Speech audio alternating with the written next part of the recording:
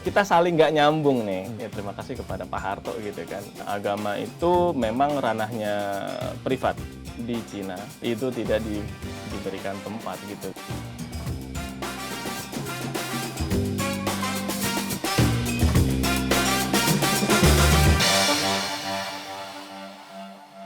Halo, Pak Fatan Sembiring, terima kasih sudah bergabung dengan Asumsi.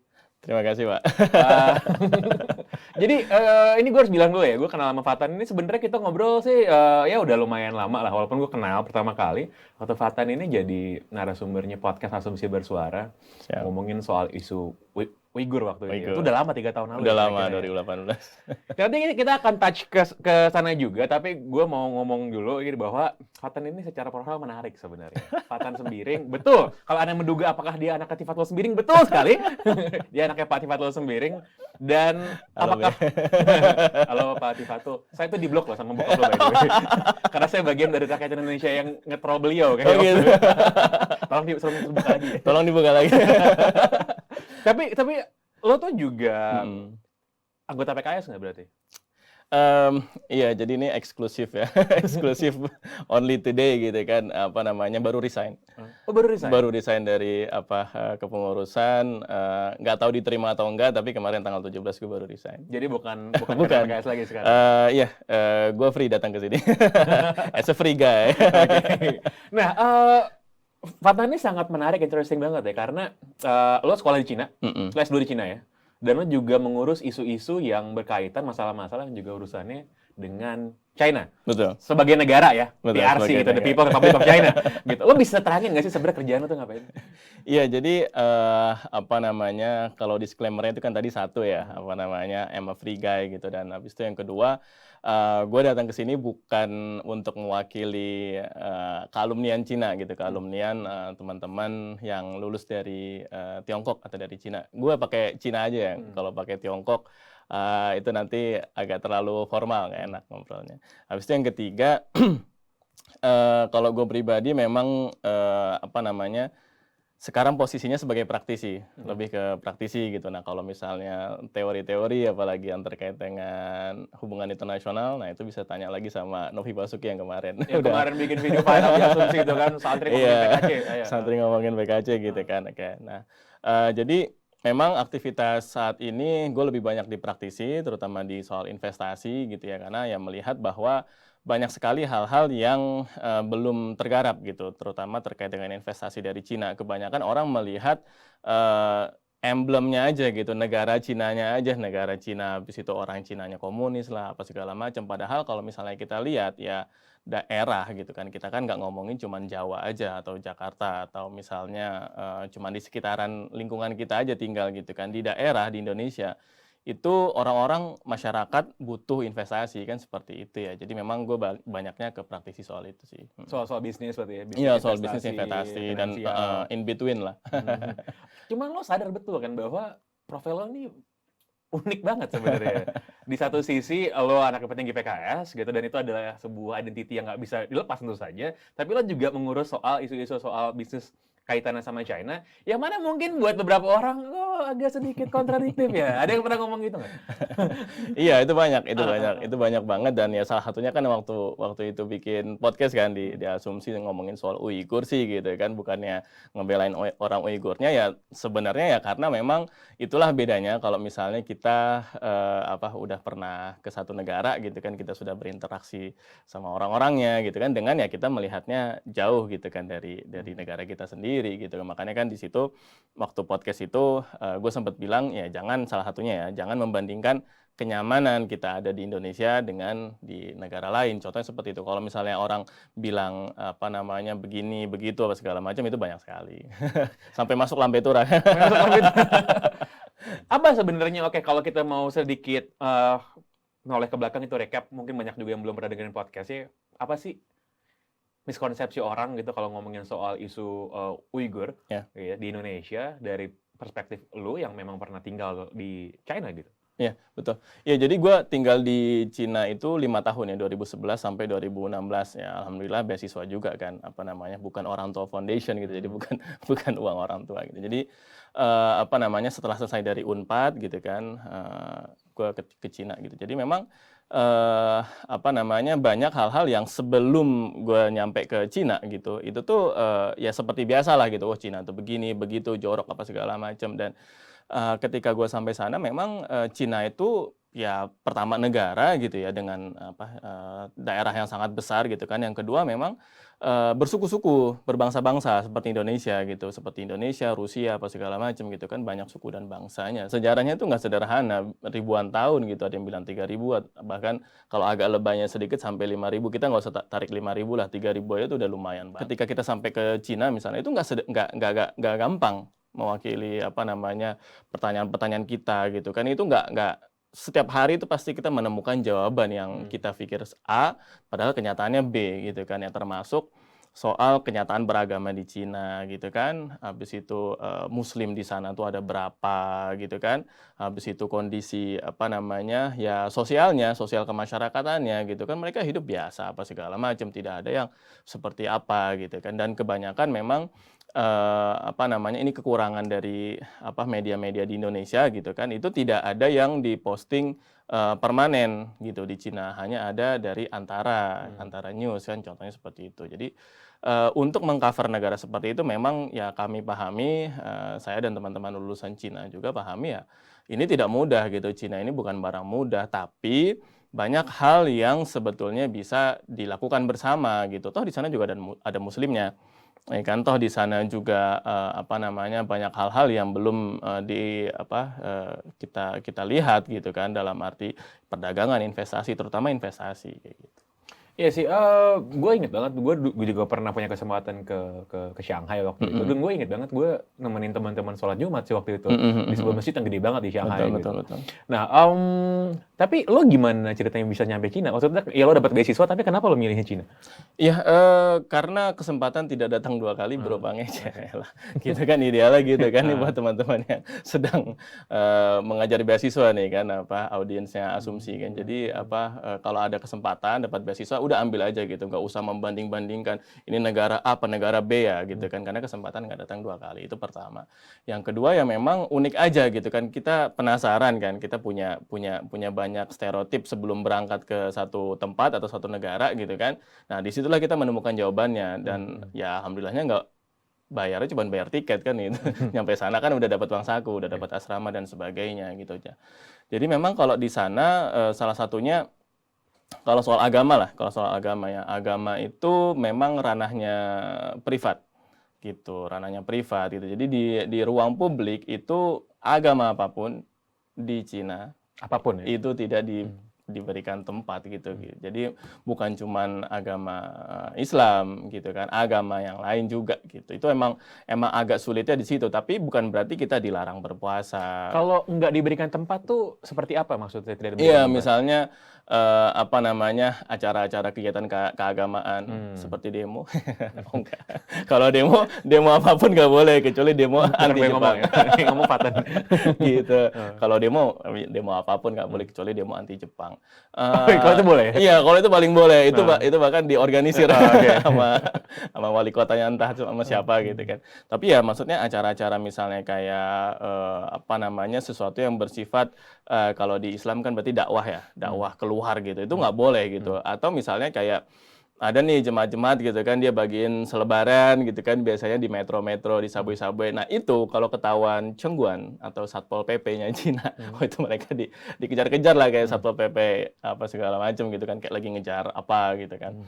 Nah itu seperti itu gitu. Jadi ruang publik yang nggak bisa dipakai. Cuman bukan berarti kayak misalnya ada sholat Jumat, ya kan, sholat Jumat kan biasanya luber tuh, ya kan.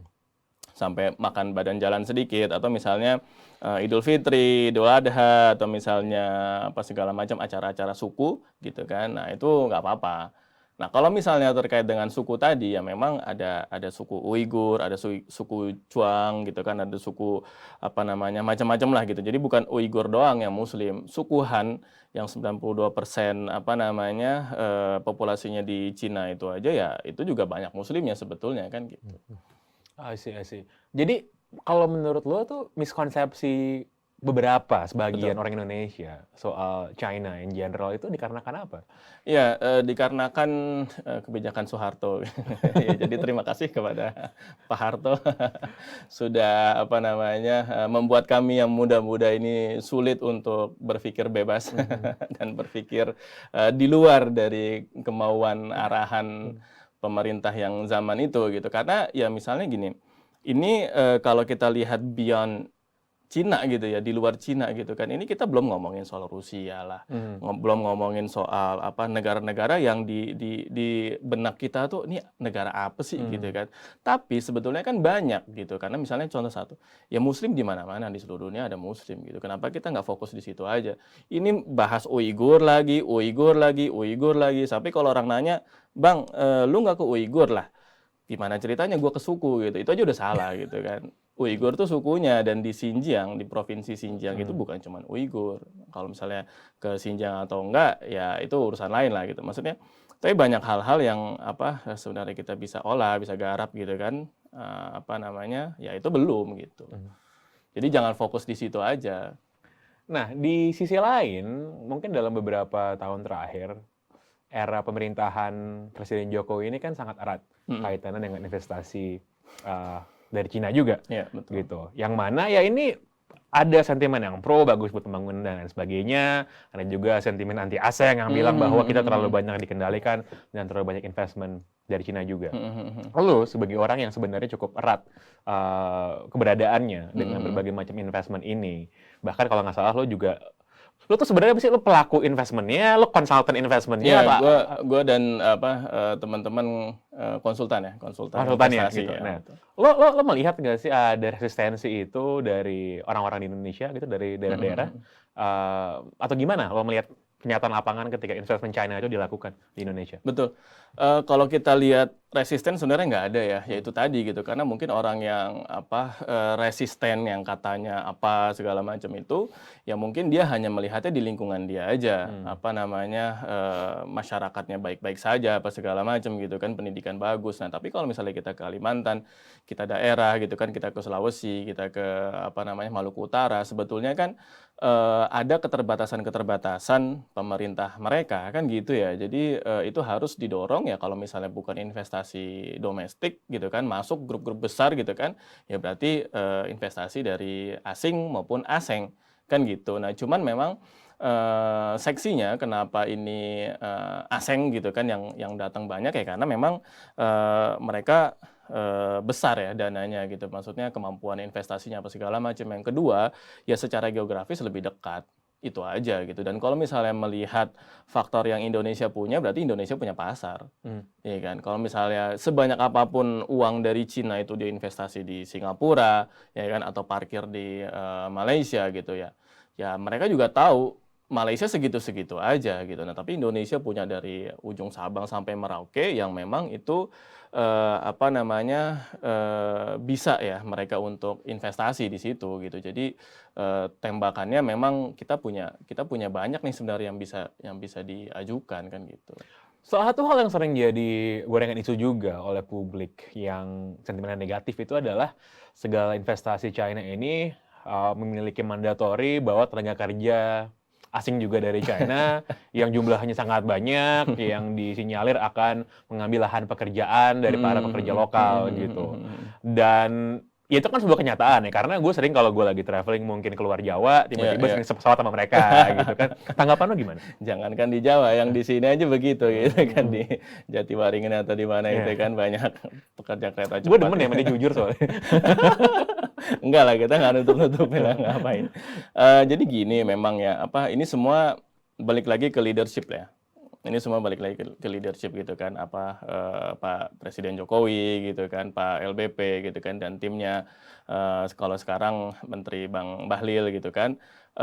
Memang kalau misalnya dilihat soal investasi ini tergantung bagaimana memutuskannya gitu kan, dan tergantung tawaran baliknya dong gitu. Jangan kita istilahnya cuman apa namanya gue mau investasi di sini smelter apa segala macam, habis itu ini apa manajer-manajernya orang Cina apa segala macam ya kita paham kalau misalnya ada keterbatasan komunikasi gitu. Nah, tapi dari pemerintah Indonesianya, dari kitanya, task force-nya atau gugus tugas soal itu ya next time gitu ya. Next time itu cobalah untuk bisa mengajukan misalnya oh ya tapi perbandingannya langsung segini gitu. Kalau sekarang kan gradual gitu kan, apa namanya 13 gitu kan, habis sekarang 16 atau berapa gitu kan. Jadi satu orang apa namanya dari sana orang WNA gitu kan, 3 tadinya kan WNI gitu. Sekarang udah naik lah. Tapi maksudnya gini, kalau katakanlah misalnya soal proyek kereta cepat gitu ya, proyek kereta cepat itu kan kita nggak kurang ahli sebetulnya ya,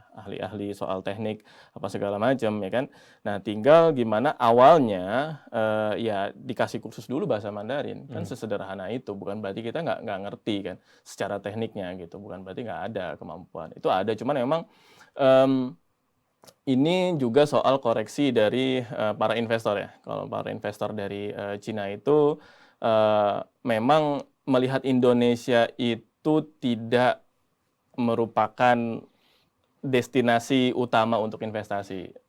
Ya sedihnya di situ gitu. Kenapa? Karena kalau misalnya Cina ini atau perusahaan-perusahaan Cina ini melihat Indonesia sebagai destinasi utama atau yang prime gitu kan, kalau stake gitu kan yang prime-nya itu mereka akan kirimkan ya tentu tenaga-tenaga atau expert-expert yang memang ada di situ gitu. Nah, tapi kan enggak. Mereka Cina ini masih melihatnya menurut kami ya Amerika gitu kan, Kanada ya kan, Amerika Utara lah kebanyakan. Habis itu kalau di Eropa Jerman, ya kan Jerman, Inggris apa segala macam, sehingga yang dikirimkan SDM-nya juga ya memang kualitas ya memang top notch bangetnya gitu. Ya bukan berarti yang ke sini juga jelek, tapi cuman ya itu tadi ya gitu. Ketika misalnya dia melihat wah ini investasi penting dan kita comply gitu kan. Maksudnya kalau dari investor Cinanya comply, ya kalau misalnya disodorin nih kita punya 1.000 orang gitu kan teknisi, ente ajarin dulu lah dia bahasa Mandarin gitu. Dia pasti mau gitu. Nah, tapi kan itu tidak pernah disodorkan. Contohnya seperti itu. Jadi dengan segala sudah cukup banyak gitu sentimen negatif yang bilang, oh ya terlalu banyak investasi Cina di Indonesia, bahkan menurut lo kita bahkan belum jadi tempat tujuan utama itu. Iya, betul. Sadly seperti itu. Apa itu cukup menyedihkan gitu. Makanya apa namanya kita ribut-ribut soal itu ya kan ya kata Cina sendiri oh ya udah Indonesia seperti itu. Nah, bahkan sudah bisa dibilang 10 tahun belakangan ini ya 5 atau 10 tahun lah, 5 tahun lah yang paling intensif. Itu Cina banyak investasi di Afrika. Ya. Di negara-negara Afrika gitu, makanya Erdogan ngikutin kan gitu. Karena selain ini Erdogan baru ngikutin ya kan ketemu dengan kepala-kepala negara apa dari negara-negara Afrika gitu. Kalau Cina udah 5 tahun belakangan ini sangat intensif, makanya itu juga jadi pro kontra di situ gitu. Kenapa? Karena dia melihat bahwa apa namanya Afrika atau negara-negara Afrika ini nantinya bisa mensuplai gitu kan SDM gitu, mensuplai SDM ketika Cina ini harga labornya ya kan apa namanya buruhnya lah gitu kan pekerjaannya itu tidak semurah itu lagi gitu. Jauh mikirnya. Mikirnya jauh gitu. Jadi dia nggak mungkin melihat Indonesia karena ya banyak urusan gitu kan, apalagi urusan politik ya. Jadi makanya mereka melihat Afrika, makanya dia bangun jalan raya, dia bangun kereta cepat juga di sana gitu kan, dan works ya kan di Kenya. Iya. Kalau kita tadi udah ngomongin banyak miskonsepsi di Indonesia gitu, dengan soal China. Tapi kalau China sendiri dari pengalaman lo yang banyak berinteraksi dengan mereka dan tinggal di sana juga, apa miskonsepsi mereka soal Indonesia? Ya, itu that's a very good point gitu ya. Jadi memang kita saling nggak nyambung nih gitu. Makanya gue tadi bilang ya terima kasih kepada Pak Harto gitu kan dengan kebijakannya gitu kan membuat ini carut marut gitu jangka panjang terutama di generasi kita gitu. Dalam artian sebenarnya ini soal saling nggak paham aja gitu. Ya jangankan negara ya. Kita sama tetangga aja kalau udah ini kan udah nggak mau ngomong atau segala macam gitu udah miskom gitu apalagi negara. Nah ini memang perlu banyak kegiatan gitu. Nah kalau misalnya dari Cina sendiri dia melihatnya seperti di 98 gitu. Jadi memang mereka agak susah move on juga nih orang-orang Cina di Cina gitu kan Oh, di masih ada Tiongkok sentimen gitu. seperti itu yang terus membekas terus Masih ya? ada Oh. masih ada Ini orang-orang yang bahkan belum pernah ke Indonesia gitu? Betul, Oh, oke. betul justru gitu kan dan atau misalnya mereka yang sudah ke Indonesia, mereka cuma tahu Bali contohnya Ya, kan, mereka nggak tahu Indonesia secara utuh Indonesia tuh gimana gitu. Ya ini juga kenapa gitu kan, karena upaya-upaya yang kita lakukan untuk menjual soft diplomasi Indonesia di dunia ini, ya Cina itu bukan prime market. Lagi-lagi di situ. Kalau Cina kan tadi dia tidak melihat Indonesia sebagai prime market untuk investasi. Oke. Nah, tapi Indonesia di sisi lain tidak melihat Cina sebagai prime market untuk soft diplomacy. Gitu loh. Jadi makin nggak nyambung, makin jauh aja lah. Kita semuanya melihat bahwa Amerika Utara, Eropa, apa segala macam. Ya memang itu bagus gitu kan. Tapi kalau kita lihat jumlah populasinya kan gitu atau misalnya kedekatan secara geografisnya kenapa nggak garap Cina aja dulu gitu sehingga miskonsepsi dari dalam kita negara kita dan dari Cinanya itu sendiri soal Indonesia itu juga bisa pelan-pelan inilah gitu ya kan. Ini jadi ada syak wasangka dari kedua belah sisi berarti gitu ya. Yang sana ngeliat sini curiga, yang sana ngeliat sini juga curiga gitu. Betul. Dan itulah salah satu hal yang sebenarnya pengen lo jembatani kan ya? Betul. Ya terutama di bidang praktisi lah gitu. Karena kalau misalnya kita terlalu berkutat di teori ya itu banyak sekali gitu kan. Atau misalnya kita ya mengupasnya itu ya terlalu teoritis gitu. Sejarah oke gitu. Tapi kalau misalnya terlalu teoritis ya nggak akan kemana-mana. Mending kita praktisi aja, praktis gitu secara kegiatan dan sebagainya. Lo jadi masih bolak-balik ke China sebelum COVID, I assume? Iya. Kalau sebelum COVID ya setahun sekali ada lah. Lo ngapain tuh? Bawa Iya, pulang duit keluar masuk gitu nggak? Wah itu susah. Kalau uang ke Cina tuh gampang masuk. Kalau keluar Cina itu paling susah. Oh iya? Itu susah. Oh iya, kenapa banget. gitu? Ya keunikan negaranya dia lah Oke. gitu. Dia Jadi banyak kalau masuk gampang, keluar susah? Iya, makanya dia buang duitnya ke Hong Kong, Makau gitu. I see. Jadi kalau ke mainland itu agak susah gitu ya. Tapi memang COVID ini ya bikin kita banyak jeda lah ya karena dalam arti sebenarnya banyak juga perusahaan-perusahaan Cina gitu yang dia tertarik untuk investasi di Indonesia. Mereka mau survei, mau apa gitu kan, apalagi di daerah gitu kan, apalagi sekarang nikel boom gitu kan, apa segala macam ya. Ini sebenarnya bagus banget gitu. Ya bagusnya ya tadi gitu kalau misalnya memberikan lapangan pekerjaan gitu kan, kita punya banyak kawasan industri, punya banyak kawasan ekonomi khusus dan sebagainya. Itu kan masih pada kosong karena COVID ini gitu. Nah, jadi kalau misalnya nanti ini ya mudah-mudahan lebih banyak lagi yang masuk investasinya. Dari segala investasi Cina yang udah dilakukan di Indonesia dalam 8 tahun terakhir kira-kira, menurut lo yang paling kerasa dan paling berhasil itu apa? Yang paling kerasa dan berhasil sebenarnya energi ya. Energi itu besar-besar sekali gitu. Jadi proyek-proyek untuk pembangunan pembangkit gitu kan. Ya adalah beberapa perusahaan Cina gitu yang bekerja sama juga sama PLN dan sebagainya mulai dari Aceh ya kan di Kalimantan gitu kan, apalagi Kalimantan Barat itu besar-besar ya. Kenapa? Karena memang kita punya kebutuhan di situ ya kan. Energi itu kan sangat primer. Kita nggak bisa ngomongin investasi pariwisata, kita nggak bisa ngomongin investasi misalnya ekonomi digital ya kan, atau misalnya nanti ujung-ujungnya internet cepat buat apa gitu kan. Itu baru mau gue tanyain nanti. Iya, maksudnya kalau gimana mau ada internet di desa gitu, maksudnya katakanlah kemarin di Sintang gitu kan habis banjir segala macam ya itu ya alhamdulillahnya karena energinya sudah lumayan oke gitu. Wah, kalau sudah banjir habis itu mati lampu apa segala macam, nah itu kan masyarakat makin susah. Mungkin yang paling kerasa kalau menurut gua energi. Dari energi dulu ya kan, nah listrik apa segala macam nyala ya kan, BTS pada nyala gitu kan. Komunikasi lancar. Nah, baru ke energi-energi yang lain misalnya kayak ya oke lah batu bara gitu kan atau misalnya nikel gitu kan, mineral kayak gitu. Ya kalau misalnya nanti ada yang komen, ini Cina kenapa nggak investasi renewables?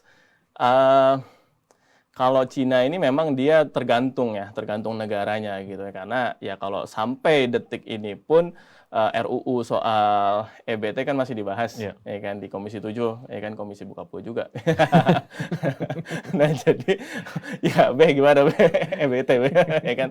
Nah, jadi tergantung kesiapan negaranya gitu. Maksudnya tergantung kesiapan partner yang mau melakukan bisnis ini ya Indonesia gitu kan. Kita siap nggak? kita regulasinya udah ada belum gitu kan. Kalau belum ada pasti mereka nahan gitu. Habis itu apa namanya jadi rame gitu kan, kenapa batu bara lagi? Ya bukan kenapa batu bara lagi gitu. Ini gimana, siap nggak pemerintah Indonesia? Misalnya sampah gitu kan, yang apa waste to energy WTE gitu kan. Itu kan potensinya besar sekali di Indonesia gitu. Tapi ya dia sudah tahu nih, wah kalau misalnya regulasinya belum ada nanti guanya dikadalin, diapain gitu, dikerjain, susah gitu. Kalau soal kereta api cepat, Eh, komentar? iya, kalau kereta api cepat sebetulnya gue pada posisi apa seneng ya. Seneng kalau itu benar seperti yang di sana gitu kan. Karena kita nyaman banget kalau misalnya tinggal di Cina gitu. Bahkan Amerika pun nggak punya apa namanya kereta api cepat karena emang bukan kebijakannya seperti itu. Nah, tapi kalau misalnya nanti sudah ada gitu kan, wah itu pasti lu gitu kan, teman-teman semua pasti akan merasakan, wah ini beda nih gitu kan, apa segala macam, kecepatannya dan sebagainya, rasanya. Tapi memang banyak masukan ya. Masukan pertama ya memang kereta api cepat itu belum perlu gitu ya. Karena Cina sendiri tidak sekonyong-konyong punya kereta api cepat kan gitu. Mereka rapihin dulu apa jalur kereta api biasanya gitu kan, kereta listrik. Mau itu kereta listrik, mau itu kereta yang benar-benar masih pakai batu bara gitu. Mereka rapihin dulu gitu. Nah, baru apa namanya kereta semi cepat. Jadi di Cina bukan cuma ada kereta cepat doang gitu, kereta semi cepat. Nah, sebenarnya yang lagi dibangun ini sebenarnya kereta semi cepat aja gitu, bukan kereta cepat. Ya Bukan kan? cepat banget ya? Bukan cepat banget, cepat aja.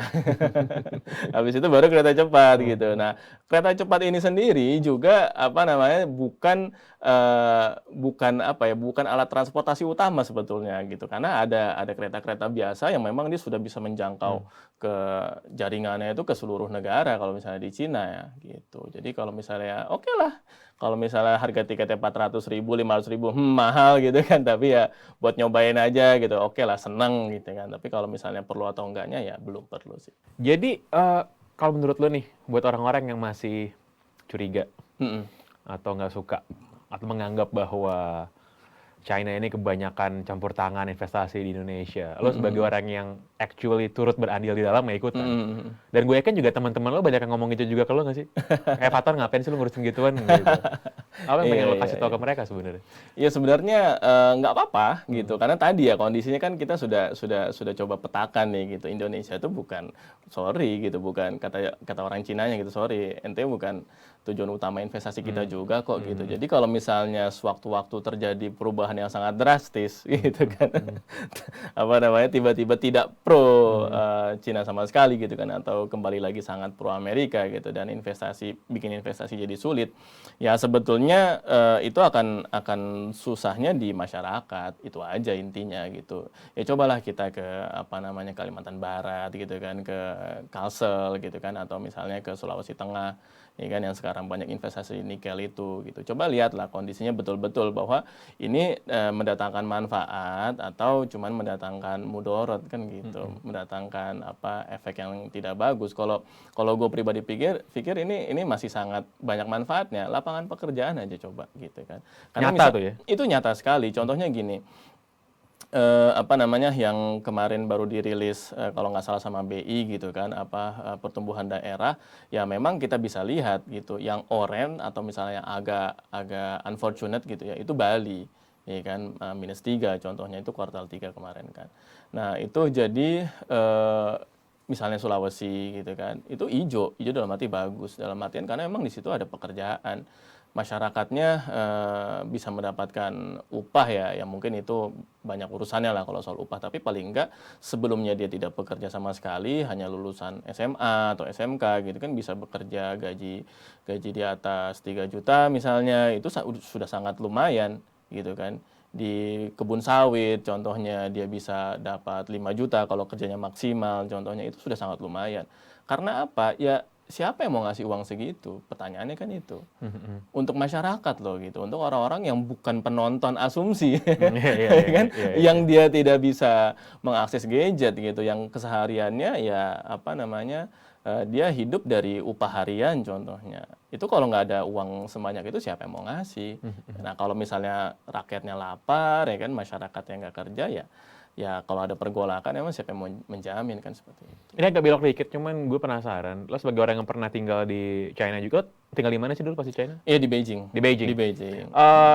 Kalau orang-orang yang mungkin nggak pernah ke sana atau kayak gue cuma berkunjung doang gitu ke sana, itu kan pasti ngeliat gimana ya rasa hidup di sebuah negara di mana state surveillance itu sangat-sangat tinggi, lo diawasin mulu sama negara segala macam nggak bebas. Itu kerasa nggak sih? Dan lo sebagai mahasiswa gitu di sana, lo risih nggak sih lo diliatin basically sama negara tempat lo berada gitu?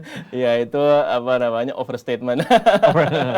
Karena kalau misalnya melihat ini ya coba follow juga gitu kan account-account apa namanya Instagram untuk berita-berita di States gitu kan, di Amerika atau misalnya di UK atau misalnya di Rusia yang namanya ini kan ngomongin state surveillance gitu ya. Yang namanya state surveillance ya memang di mana-mana ada gitu. Cuman gue di airport di Shanghai itu, gue ngeluarin kamera, gue disamperin satpam lihat fotonya apaan. Gue kan nggak pernah digitu di negara lain. Kalau itu makanya dia overacting gitu, karena ya apa namanya ya gitulah SOP-nya memang terlalu kaku gitu. Dalam arti memang ya kalau misalnya kita ke sana dibilang surveillance ada, tapi kan kita manusia gitu, kita manusia ke manusia. Tadi misalnya kamera dideketin ya, tinggal tunjukin aja ini loh, gue foto-foto ini bagus kan gitu kan, bandara kalian ini keren banget loh, ini gituin aja gitu. Karena memang kalau misalnya nggak ada istilahnya niatan buat berlaku makar ya kita nggak perlu takut juga gitu ya kan, kita bisa ambil ilmunya gitu, kita bisa pelajari apa yang mereka kurangnya. Misalnya Cina itu kan terlalu fokus di pembangunan ekonomi gitu kan, nah jadi masyarakatnya ya dibilang jorok lah, dibilang kurang manner apa segala macam, ya berarti kita bisa belajar dari situ bahwa harus ada perimbangan ya kan, ekonomi, sosial, budaya gitu. Jangan ekonomi aja gitu kan, ngejarnya 9%, 10%. Itu nggak perlu sebetulnya. Sekarang Cina pun juga udah belajar gitu. Jadi bukan berarti mereka ini juga gitu, kaku juga. Mereka udah nggak akan lebih dari 7%, 8, udah nggak akan, emang sengaja gitu. Jadi biar nggak fokus di ekonomi aja. Gue pas ke sana itu gue dikasih sama warga lokal, ya lo pakai VPN aja ke sini gitu. Iya, kalau itu soal The Great Firewall ya, mungkin bisa undang yang lain tuh buat ngobrolin soal The Great Firewall gitu. Karena memang kalau The Great Firewall itu sebetulnya kan cuman menjaga informasi ya, itu yang pertama. Yang kedua duit. Duit ya. Duit gitu, dan biar industri digital ya kan. Sekarang kita baru ngomongin digital ekonomi nih gitu. Kalau Cina, Amerika apa segala macam ya udah lama ngomongin digital ekonomi dan sebagainya. Ya karena kalau misalnya katakanlah startup digital ya kan, nah itu otomatis kan ya nggak ke sini gitu, nggak ke Bu Sri Mulyani gitu ininya kan. Nah jadi itu agak susahnya di situ. Nah makanya Cina dari awal mereka sudah bikin apa namanya semacam kubah tak tampak. Ya kalau misalnya itu The Great Firewall ya seperti itu. Jadi tapi positifnya apa developer perusahaan IT gitu kan, yang kita tahu lah banyak gitu kan. Nah itu dia berkembang jauh pesat gitu. Penerimaan pajaknya juga tinggi. Terakhir, jadi internet cepat buat apa? Internet cepat buat apa ya? Oh, banyak sekali. Ya salah satunya untuk menonton asumsi ini. Thank you, bro. Oke, thank you.